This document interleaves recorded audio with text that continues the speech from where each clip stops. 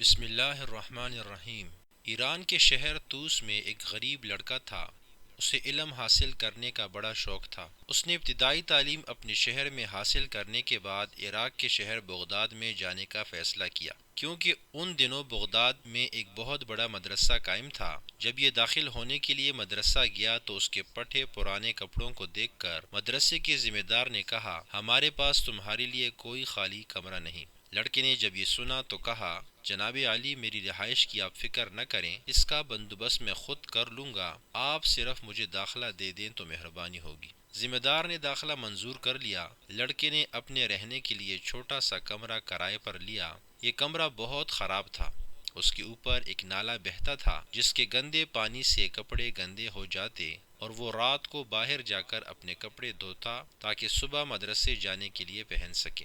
ایک روز صبح صبح لڑکا مدرسے کے دروازے پر پہنچا تو مدرسے کے چپڑاسی نے اسے بتایا، منتظم صاحب نے اسے اندر آنے سے روک دیا ہے، کیونکہ وزیر اعظم نظام الملک طوسی مدرسے کو دیکھنے کے لیے آ رہے ہیں اور منتظم نہیں چاہتے کہ وزیر اعظم کو پتہ چلے کہ کوئی غریب طالب علم بھی مدرسے میں پڑھتا ہے۔ لڑکے نے جب یہ سنا تو افسردہ ہوا۔ ادھر نظام الملک طوسی مدرسے میں آئے تو انہوں نے منتظم سے کہا، مدرسے کے کچھ طالب علموں کو یہاں بلائیے، میں ان سے ملنا چاہتا ہوں۔ منتظم صاحب نے ان تمام لڑکوں کو بلا بھیجا جو بہت لائق سمجھے جاتے تھے۔ نظام الملک نے ہر طالب علم سے ایک ایک کر کے پوچھا، بیٹا، آپ علم حاصل کر کے کیا کرو گے؟ کسی نے جواب دیا کہ میں بڑا افسر بنوں گا، کسی نے کہا کہ میں دنیا کی سیر کروں گا۔ نظام الملک طوسی کو یہ سب سن کر بہت غصہ آیا۔ اس نے کہا، میں نے یہ مدرسہ اس لیے نہیں بنوایا کہ لڑکے یہاں آ کر اپنا اور اساتذہ کا وقت ضائع کریں۔ اگر کل تک مجھے کسی نے علم حاصل کرنے کا صحیح مقصد نہ بتایا تو میں مدرسہ بند کر دوں گا۔ یہ سن کر سب اساتذہ بہت پریشان ہوئے کہ اگر مدرسہ بند ہو گیا تو دین کا بڑا حرج ہوگا۔ ابھی یہ باتیں سوچ ہی رہے تھے کہ ایک استاد نے کہا، میں ایک ایسے طالب علم کو جانتا ہوں جو کہ بہت محنتی ہے،